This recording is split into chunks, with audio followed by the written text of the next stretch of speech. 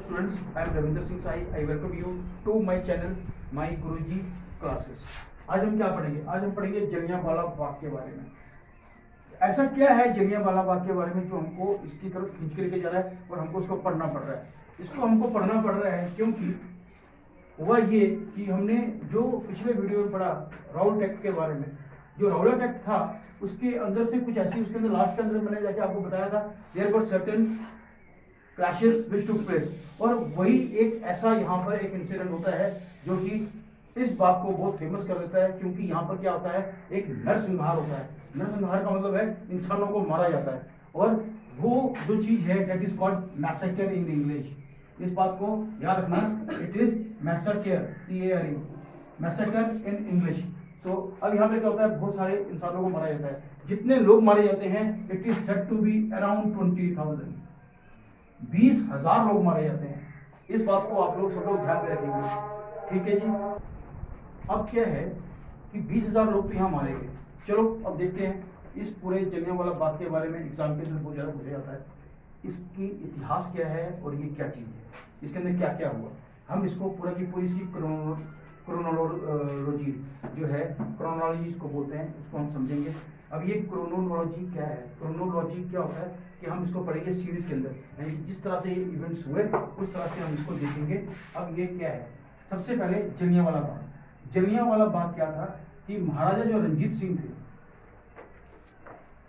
महाराजा, ये बात देखो, मैं जो चीजें लिख रहा हूँ ये आपको बहुत कम बुक्स में मिलने वाली है। महाराजा रंजीत सिंह जो पंजाब के क्या थे, रूलर थे। महाराजा रंजीत सिंह की जो कोर्ट थी, जो उनका दरबार था, उस दरबार के अंदर एक इनका कोटियर था। कोटियर क्या होता है, दरबार का एक अहम मेंबर, जिसका नाम था पंडित जाला। महाराजा रंजीत सिंह ने क्या किया, ये जो जगह थी, ये जो बाग था, पंडित जाला को दे दिया और जगह दे दी। पंडित जाला ने यहाँ पे बाग बना दिया। जब ये बाग बनाया तो इस बाग का नाम पंडित जाला के नाम पे पड़ गया, जिसको बोला गया जलियांवाला बाग। इसीलिए इसे जलियांवाला बाग कहा जाता है। तो ये है जलियांवाला बाग के नामकरण की कहानी, किस तरह से जलियांवाला बाग का नाम जलियांवाला बाग पड़ा। तो जलियांवाला बाग किसके नाम पर पड़ा हुआ है, पंडित जाला के नाम पर। और पंडित जाला कौन थे, रंजीत सिंह के दरबार के एक important courtier. He was a courtier in Maharaja Ranjit Singh court, court यानी कि दरबार, ठीक है, ये वहां पर होते। समझ में आ गया। अब ये चीज नोट कर लीजिए, पास करके कर लेना। अब देखिए आगे आगे क्या होता है। अब आप सबको मालूम है कि राउल एक्ट क्या किया गया है, इंप्लीमेंट कर दिया गया है उन्होंने 1919 के अंदर कर दिया। अब इसके ऊपर क्या हुआ, पूरे इंडिया के अंदर एक हड़ताल ऑर्गेनाइज की गई। कब की गई थी, it was on 8 April, when 8 अप्रैल 1919 को एक ऑल इंडिया हड़ताल का ऑर्गेनाइजेशन की गई। जब इन्होंने ऑर्गेनाइज किया तो क्या हुआ, अंग्रेजों ने देखा कि भाई ये तो हमारे राउल एक्ट के खिलाफ पूरा इंडिया के अंदर एक हड़ताल की कॉल दी गई है, तो एक हड़ताल ऑर्गेनाइज करने जा रहे हैं कौन, हमारे इंडियन लीडर्स। अब ब्रिटिशर्स क्या करते हैं, what do Britishers do, Britishers जो होते हैं वो एक छोटी सी बात करते हैं, इम्प्रिजन कर लेते हैं। क्या कर लेते हैं, इम्प्रिजन। किसको करते हैं, all important leaders, all important leaders. Now Britishers imprison all important leaders. क्यों करते हैं, क्योंकि वो चाहते हैं कि जो पूरी की पूरी ये जो हड़ताल की जो कॉल है, हड़ताल फेल हो जाए। अगर ये फेल हो जाएगी तो जो इनका एक्ट, जो राउल एक्ट बनाया है, उसको कोई नुकसान नहीं होगा, हमें उसे चेंज करने की जरूरत नहीं पड़ेगी। But what happens is, this हड़ताल, ये जो कॉल है 8 अप्रैल 1919 की, इसके अंदर क्या होता है कि The sport is unprecedented. जो उसको लोग अपना ताउन देते हैं, जो स्पोर्ट देते हैं, सक्सेसफुल बनाते हैं, वो अनप्रेसिडेंटेड होती है। अब आप बोलोगे सर ये प्रेसिडेंटेड क्या हुआ, क्या होता है प्रेसिडेंटेड। नाउ व्हाट इज अनप्रेसिडेंटेड, ये होता है कि जो पहले कभी नहीं हुआ। अनप्रेसिडेंटेड क्या होता है, एक ऐसी चीज जो पहले कभी नहीं हुई। आप एक ऐसी डिमांड कर दो जो पहले कभी किसी ने डिमांड ना रखी गई हो, एक ऐसे नियम बनाने की बात करो जो पहले कभी ना किया गया हो, that is called unprecedented, right. तो वो सपोर्ट इतनी मिलती है विच इज अनप्रेसिडेंटेड। पहले ऐसा कभी हुआ ही नहीं कि हड़ताल की कॉल दी गई और पूरा हिंदुस्तान ही बंद करके बैठ गया। ये तो अनप्रेसिडेंटेड था, ऐसा ना सुना था ना देखा था। तो ये अनप्रेसिडेंटेड हो गया कि ये क्या चीज है, बहुत बड़ी बात होगी।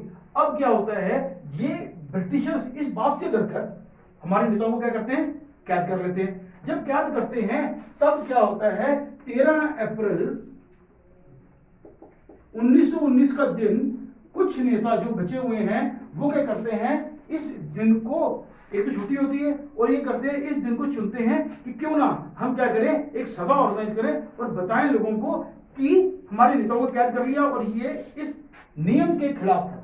कौन सा वाला, जो उन्होंने 1919 के अंदर मार्च के अंदर लेके आए, कौन सा वाला लेके आए, राउलेट एक्ट, इसके खिलाफ। अब ये चीज जागरूक करने के लिए लोगों को क्या कर रहे हैं, सभा ऑर्गेनाइज कर रहे हैं और साथ में ये बता रहे हैं कि हमारे जितने भी बड़े बड़े नेता हैं सबको कैद कर लिया क्योंकि आप सबकी सपोर्ट चाहिए करके हम उनको छुड़वा सकें, क्योंकि अब उनकी सुनवाई तो होगी नहीं, वो जेल में बंद रहेंगे। अब ये चीज हो रही है।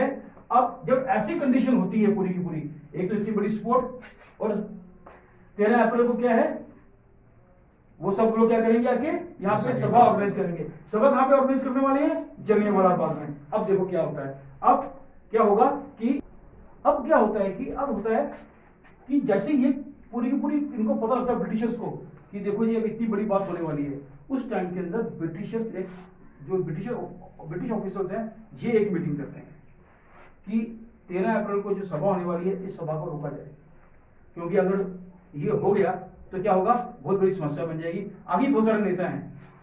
अब ये क्या करते हैं, दे होल्ड ए मीटिंग और उस टाइम के ऊपर एक आदमी आता है जिसका नाम क्या था, डायर। अब इसको सब लोग किस नाम से जानते हैं, general Dyer, but he was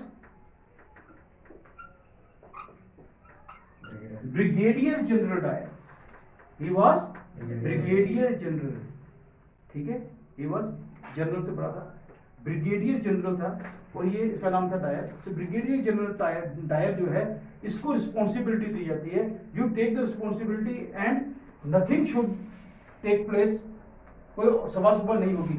अब जब इसके सामने ये रिस्पॉन्सिबिलिटी आती है, ये क्या करता है, लोग इकट्ठा ना हो इसके लिए ये क्या करता है, एक ऑर्डर इशू करता है कि कोई भी व्यक्ति कोई भी सभा नहीं करेगा और कोई भी ऐसी चीज नहीं होगी, कोई भी 4 आदमी एक जगह पे इकट्ठा नहीं होंगे। ये एक ऐसा ऑर्डर इशू कर देता है। जब ये ऐसा इशू करता है, उसके बावजूद 13 अप्रैल जो बैसाखी का दिन है, उस दिन ये सभा को इंडियंस ऑर्गेनाइज करते हैं अरेस्ट के खिलाफ। किसकी अरेस्ट, जो हमारे नेता अलग अलग किस्म के अरेस्ट हो चुके हैं उनके खिलाफ, बरखिलाफ जब करते हैं, इसको इस बात को पता चलता है, ये आदमी क्या करता है, अपने ट्रुप्स को लेके मार्च करता है जलियांवाला बाग की तरफ। और जलियांवाला बाग का जो मैप है कुछ इस तरह से है। अब वो यहां से एंटर करता है और इसमें जाने का एक ही रास्ता होता है, ये अंदर जाता है, अपने फौजियों को यहां खड़ा कर देता है पूरे के पूरे। यहां पर एक कुआं है और यहां पर ये सभा चल रही है, यहाँ पे चल रही है। अब यहाँ पे क्या है, लोगों के ये किला है, यहाँ पे खिड़कियां वगैरह भी हैं, दीवार होती है बहुत बड़ी। तो अब यहाँ से आता है, यहाँ फौजी खड़ा अपने खड़े करता है, अपने ट्रुप्स को खड़ा करता है, पुलिस वालों को, और इन लोगों को बिना वार्निंग दिए, without informing them, without giving them an warning, he orders his troops to open fire at the people demonstrating. ये सब लोग क्या कर रहे थे, सिर्फ भाषण को सुन रहे होते हैं, कोई किसी से लड़ नहीं रहे होते, कोई ऐसा काम नहीं कर रहे होते कि जिससे कि क्या हो, किसी को उनको नुकसान हो, सिर्फ वो सुन रहे हैं। या तो है ना कि पत्थर मार रहा हो या स्ट्राइक कर रहा हो, कुछ ऐसे काम नहीं होता। अब इनकी स्पीड होती है, जब यहाँ पे गोलियां चलती हैं, गोलियां चलने के कारण ये लोग क्या करेंगे, बट नेचुरल है कि जब गोलियां चलेंगी तो क्या लोग यही कर लेंगे, नहीं होंगे, कुछ यहाँ भागेगा, कोई यहाँ भागेगा और कोई इस तरह भागेगा कि मैं गेट की तरफ से भागते निकलूं। हमेशा उसकी कोशिश यही होगी कि मैं गेट से निकलूं। अब जब ये इस तरफ से गोलियां आ रही हैं, बुलेट्स यहाँ से ऐसे आ रहे हैं, तो कोई इधर भागेगा ही नहीं, सब क्या करेंगे, ऐसे जाएंगे और दीवार के साथ साथ इधर आने की कोशिश करेंगे। जब ऐसे होता है, यहाँ पे लोग जब ये सब लोग इधर और इधर जाते हैं, तो ये क्या करता है कि बोलता है इनको कि गोलियां इस दिशा में चलाओ, गोलियां इस दिशा में चलाओ। लोग जहां जहां इकट्ठे होकर बचने की कोशिश करते हैं, उस तरफ गोलियां चलनी शुरू होती है। ये पूरा का पूरा जो टाइम है गोली चलने का, ये गोली चलती है कोई 10 से लेके 15 मिनट तक। कितने मिनट तक? 10 to 15 मिनट्स फायरिंग चलती है and within this 10 to 15 minutes around 20,000 people die. Lot of people जो यहाँ तक पहुंचते कुएं तक, वो कुएं में छलांग भी मारते हैं अपनी लाइफ को सेव करने के लिए, ये सोचते हुए कि अगर वो कुएं में छलांग मार देंगे, कुएं में ज्यादा पानी नहीं है तो गोलियां हमको नहीं लगेंगी, हम बच जाएंगे। मगर बहुत सारे लोग छलांग मारते हैं, कई लोग तो उसमें दब के मरते हैं, कई लोग तो उसमें दब के मर जाते हैं। इवन की कहा जाता है कि जो बच्चे थे, छोटे छोटे बच्चे को भी स्पेयर नहीं किया गया, जो बिलख रहा था, रो रहा था, उसको भी गोली से मारा गया, ये चीज कही जाती है।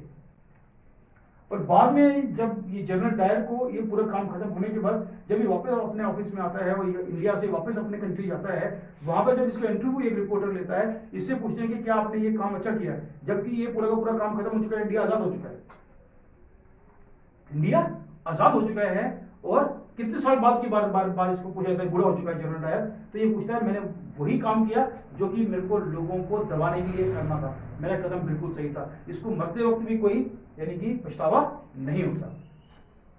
ये इसके जनरल डायर के अपने अल्फाज थे। अब आते हैं आगे कि इसके अंदर इतने लोग कैसे आ गए, कि सभा के अंदर के 20,000 लोग आए हुए थे? नहीं, ऐसा नहीं था। 13 अप्रैल इज बैसाखी डे।